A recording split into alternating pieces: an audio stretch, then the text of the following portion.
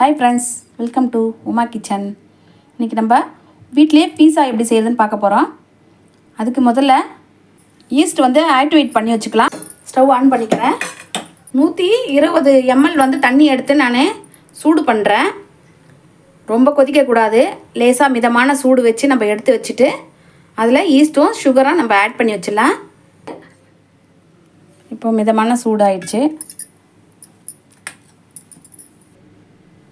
இப்போ ஒரு ஸ்பூன் அதில் சர்க்கரை சேர்த்துக்கிறேன். ஒரு 3/4 ஸ்பூன் ஈஸ்ட்டு சேர்க்குறேன், ட்ரை ஈஸ்ட்டு. இப்போ ரெண்டுத்தையும் அதில் ஆட் பண்ணி கலக்கிடலாம். நல்லா ஒரு 5 நிமிஷம் இது ஆக்டிவேட் ஆகட்டும். அதை அப்படியே வச்சுட்டு மாவு எப்படி பிசையுதுன்னு பார்த்துக்கலாம். ஈஸ்ட்டு நல்லா பொங்கி வந்துடுச்சு. இப்போது மாவு பிசைஞ்சிக்கலாம். மைதா மாவு நான் 170 கிராம் எடுத்து மைதா மாவு வச்சுருக்கேன். இப்போது தட்டில் எடுத்து வச்சுக்கிறேன். அதை தட்டில் கொட்டிக்கிறேன்.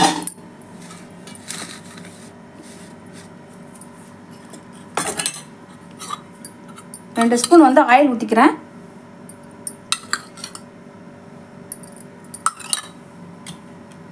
ஒரு 3/4 ஸ்பூன் சால்ட்டு சேர்த்துக்கிறேன்.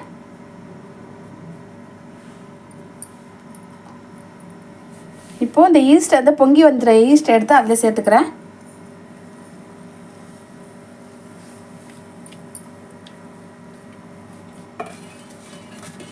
கொஞ்சம் கொஞ்சமாக ஊற்றி நல்லா பசஞ்சிக்கலாம். மொத்தமாக ஊற்றினா மாவு தண்ணி ஆகிடும்.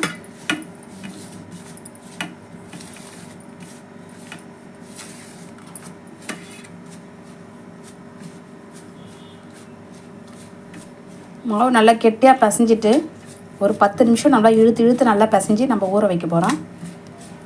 2 ஹவர் மாவு நல்லா ஊறினா தான் நல்லா சாஃப்ட்னஸ் கிடைக்கும்.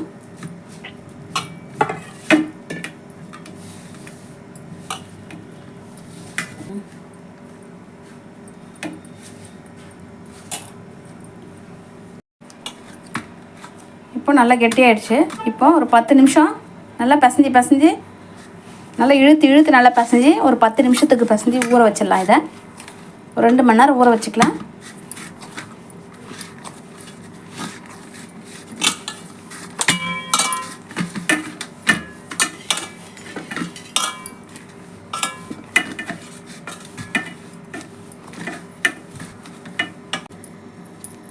பத்து நிமிஷம் நல்லா இழுத்து நல்லா பிசைஞ்சாச்சு மாவை.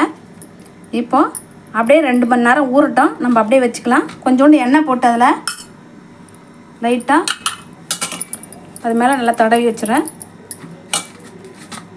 போட்டு மூடி வச்சிடலாம். அது அப்படியே இருக்கட்டும். ஒரு பக்கம் ஒரு 1.5 மணி நேரம் நல்லா மாவு ஊறட்டும். இந்த கொஞ்சமாக வச்சுருக்க மாவு டபுளாக வரணும் வச்சுருக்கிற மாவு. அப்போ தான் ஊறிடுச்சின்னு அர்த்தம். இப்போ அப்படியே வச்சுருக்கேன், இருக்கட்டும். அதுங்காட்டி நம்ம கேப்சிகம்லாம் கட் பண்ணிக்கலாம். இப்போ மாவு பாருங்கள், ரெடி ஆயிடுச்சு. இப்போ இது ஓடிஜியில் தான் பண்ண போகிறோம். அதுக்கு முன்னாடி மாவு நம்ம ரெடி பண்ணுறதுக்கு முன்னாடி ஒரு 10 நிமிஷம் ப்ரீ ஹீட் பண்ணிக்கலாம். 230 டிகிரி வச்சுக்கலாம். டாப் அண்ட் பாட்டம் ராட் ஆனில் இருக்கணும். 10 நிமிஷம் டைமர் வச்சுக்கலாம் ப்ரீ ஹீட்டுக்கு. 10 நிமிஷம் ஆனதுக்கப்புறம் நம்ம பண்ணதை எடுத்துகிட்டு வச்சுக்கலாம். இப்போ ப்ரீ ஹீட்க்கு ஓடிஜி வச்சாச்சு. இப்போ பீஸா ரெடி பண்ணிக்கலாம்.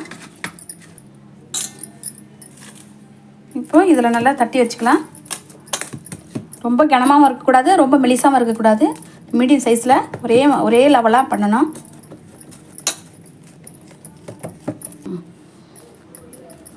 தட்டு நான் ரொம்ப பெரிய தட்டை வச்சுட்டேன். அதாவது மாவு கம்மியாக இருந்து தட்டு பெருசாக இருந்தால் அது நல்லா இருக்காது. கரெக்டான அளவு தட்டு வச்சுக்கணும். நான் பெரிய தட்டு வச்சுட்டு இப்போ சின்ன தட்டை வச்சுருக்கேன். நம்ம எவ்வளோ மாவு போடுறோமோ அந்த அளவுக்கு தட்டு வச்சுக்கலாம். இந்த ஃபோக்கால் நம்ம அப்படியே ஹோல்ஸ் போட்டுக்கலாம். இல்லைன்னா அப்படியே உப்பி ஒரு மாதிரி ஆகிடும்.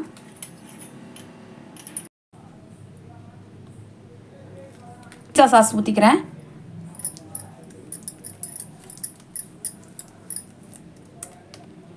இது கடையில் வாங்கின சாஸ் தான், பீஸா சாஸு. சீக்கிரமாகவே நான் வீட்டில் எப்படி ரெடி பண்ணி போடுறதுன்னு நான் போட்டு உங்களுக்கு வீடியோவில் காமிக்கிறேன்.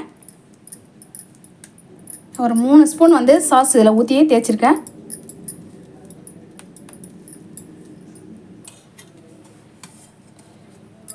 இப்போ வந்து சீஸ் வந்து அதில் துருவி சேர்த்துக்கிறேன். நம்ம எந்த சீஸ் வேணாலும் போட்டுக்கலாம்.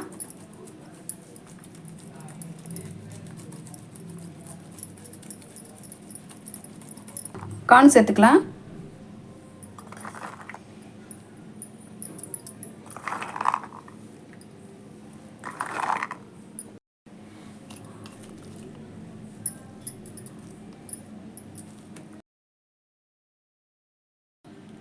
இப்போது வீட்டிலே ரெடி பண்ண சில்லி ஃப்ளேக்ஸ் அதில் சேர்க்குறேன்.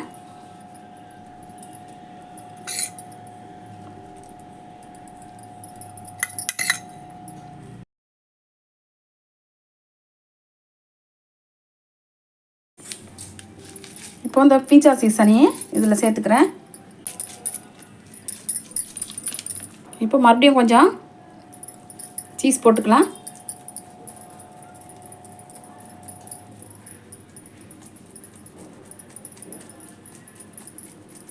இப்போது ப்ரீ ஹீட் ஆயிடுச்சு. இப்போ வச்சுக்கலாம். திரும்ப 230 டிகிரியில் இதை வந்து ஆன் பண்ணிக்கலாம். ப்ரீ ஹீட் முடிஞ்சிடுச்சு. இப்போ வந்து 15 மினிட்ஸ்க்கு வந்து நம்ம 230 டிகிரிக்கு top and bottom rod on பண்ணி ஓடிஜி ஆன் பண்ணிக்கலாம். ரெடி ஆயிடுச்சு பீஸா. இப்போ எடுத்துக்கலாம். இப்போ பீஸாவை நம்ம கட் பண்ணிக்கலாம். பீஸாலாம் நல்லா கட் பண்ணி எடுத்தாச்சு பாருங்கள். சூப்பராக நல்லா கட்டாக இருக்குது பாருங்கள். கண்டிப்பாக ட்ரை பண்ணுங்கள். சூப்பராகவே இருக்கும். ரொம்ப டேஸ்டியாக இருக்கும். மறக்காமல் சப்ஸ்கிரைப் பண்ணுங்கள், லைக் போடுங்க, ஷேர் பண்ணுங்கள்.